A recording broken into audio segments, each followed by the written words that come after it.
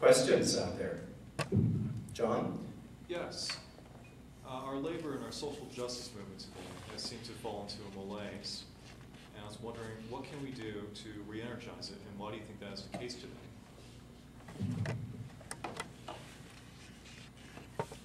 It's a good question.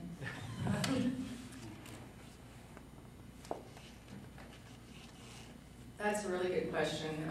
And I maybe don't have as much of a suggestion of what you can do than just kind of an observation that it's changed, that social movements have changed from being, I think of them in early U.S. history as being more working class labor movements, and then today you see college students, upper middle class people. Usually when you have some discussion of social movements and things, you can look around in the audience and oftentimes you'll see, it's changed. How do we re-energize the labor movement today? That's a really good question, because it's a global issue now, and there are quite a few people that are trying to bring kind of attention to this issue, but I think from my perspective, when I'm thinking about this, I think about it much less as being just from the perspective of the U.S., but looking at the global commodity chain, looking at how wealth is distributed, looking at who is working in the factory, and then where does the money from that sale of that T-shirt go. And so I think, in a broad sense, I'm not sure how you kind of address that. I know that there are groups that have gotten together and raised awareness about fair trade, buying fair trade products, knowing where your clothing's from, knowing where your commodities are from. But I guess in some sense I just see it as much more global than it used to be. I don't know if that really answers your question. Well, how do we change the culture of apathy then? Oh, sorry. That's another good question. I'm not exactly sure how you do that at the individual level, and that's where I'm hoping to draw on support from the other panelists, because we look at structures a lot, and in one thing I'll notice that, at least from the discipline that I come from, as far as how do you change individuals, that's not part of the discussion, and I think that's a missing piece. To be honest, it's kind of a missing piece, and I think that's why we have this conversation across disciplines, is so that we can kind of talk about, well, how do we make people less, how do we make, why is there so much apathy today, and then how do you get people interested in some of these movements again? Did anyone have any thoughts? Yeah. I would suggest that what you're talking about is actually getting people motivated by something other than their concern for their own material well-being, which is at risk in many stratas of society, economically speaking. What you want to get them involved about is the concern for justice, not only about themselves, but about all those who are affected adversely. Well, I know this is risky to say, but I've said it in other contexts in a similar, target. I think the churches are really remiss about not screaming about social justice issues. If you read Amos 5 and you don't get it, then you don't get what it means to be a Jew or Christian.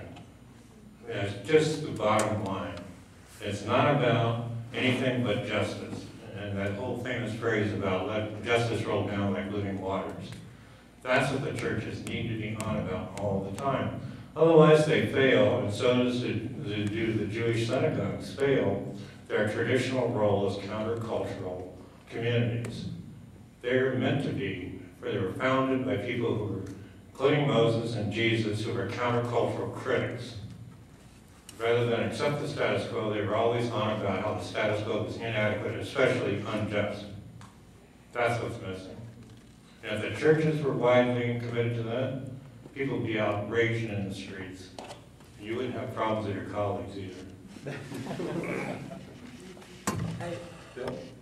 I had a couple of thoughts about that. I think one thing is that in terms of reinvigorating the labor movement, I think, the last time that there was a giant surge in the labor movement really was when the CIO aggressively organized industrial workers, and now we have this idea that the industrial jobs are the great jobs, and it's a tragedy when an industrial firm closes down. Well, I mean, at the time that they were organizing, the Ford and places like that,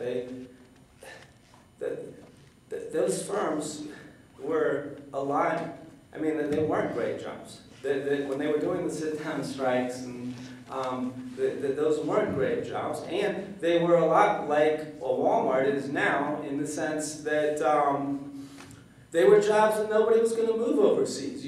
The shipping, nobody in General Motors back then could imagine wanting to pay the shipping costs of making a car in another country and then bringing it over here. I mean, it wasn't something anybody could imagine doing.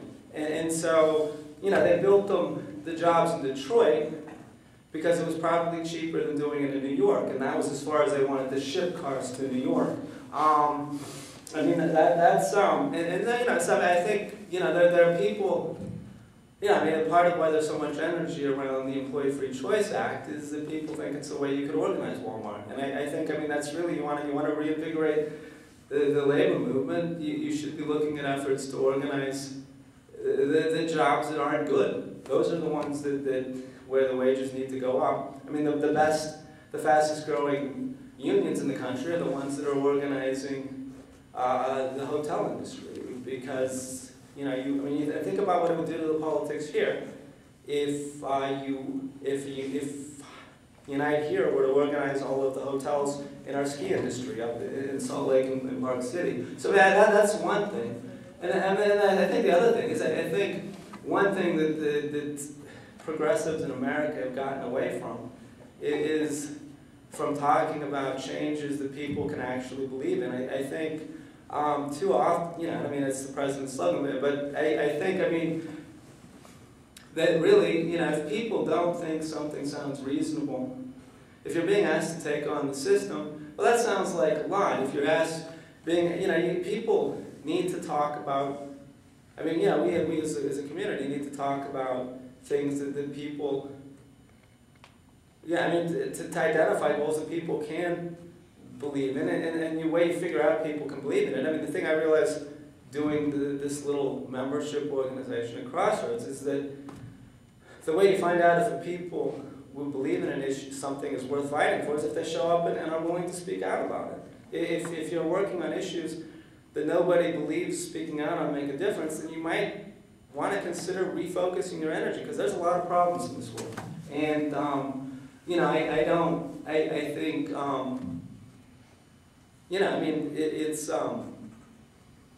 I was preparing for this, I was looking back at some old textbooks I had dealing with the subject of nonviolence, and I did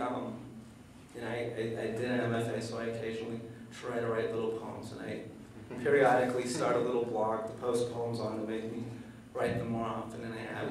Anyway, so I wrote a poem earlier, that's not a poem, it's just a couplet, it's not much of a poem at that, but it's like, it's called Nonviolence Textbook, and it goes like this, all these words like revolution sound so clunky, why not just try to be kinder monkeys?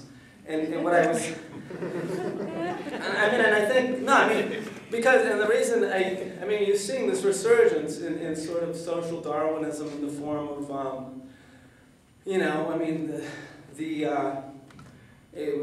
they call it, sociobiology, and there's all this, where our genes are so like the chimpanzees, and chimpanzees do some really horrible things, so we must be truly horrible as well. And and ignoring that there's other monkeys that we're awfully close to genetically who are a lot kinder. And actually, the other thing is that they're as nasty as chimpanzees can be. You're never going to see a chimp society where one monkey's got 1 billion bananas hoarded up somewhere, and other chimps are starving. We as humans have a capacity to develop symbolic systems that create types of violence that other of our fellow mammals cannot. But that doesn't mean that we also have the capacity to be. I think we could be the kindest of the mammals. I think we could, and I don't know. I think you know, I mean, I just think that, you know, I mean, for me, and also, I mean, I was thinking